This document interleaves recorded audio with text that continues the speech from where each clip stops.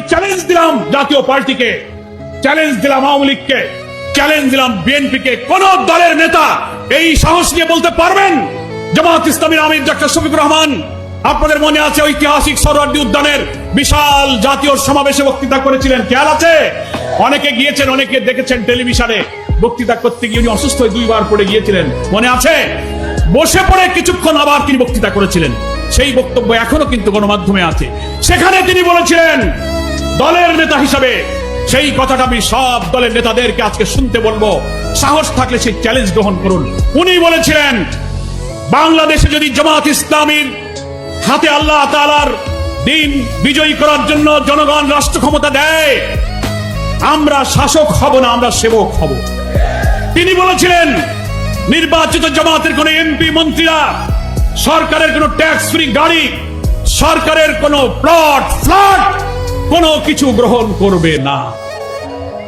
অন্য দলের লোকেরা এই কথা বলতে পারবে না, কারণ বলবে যে এই যদি না নিলাম তো ভোট করে লাভ কি? যে জন্য করলাম তাই তো হইল না।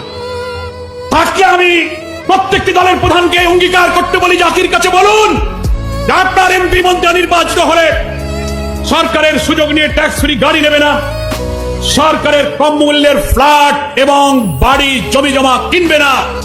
সাহস থাকলে সেই প্রতিশ্রুতি দেন, দিতে পারবেন না। দিলে আপনার দলের লোক থাকবে না কেজি পড়বে, বলে তোমার দলে আসি তো কিছু পাওয়ার জন্য।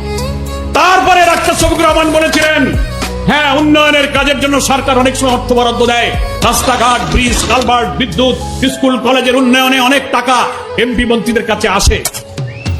আমাদের আমির সাহেব বলেছিলেন সেই টাকা উন্নয়নের জন্য যাবে, তবে জামাতের এমপিরা, জামাতের মন্ত্রী উন্নয়নের যে টাকা পাবে, তারা সেই উন্নয়নের জন্য সেই এলাকায় কত টাকা পেয়েছে সেই কাজ করবে, কাজ শেষে তার হিসাব সেই এলাকার জনগণের কাছে পেশ করতে হবে।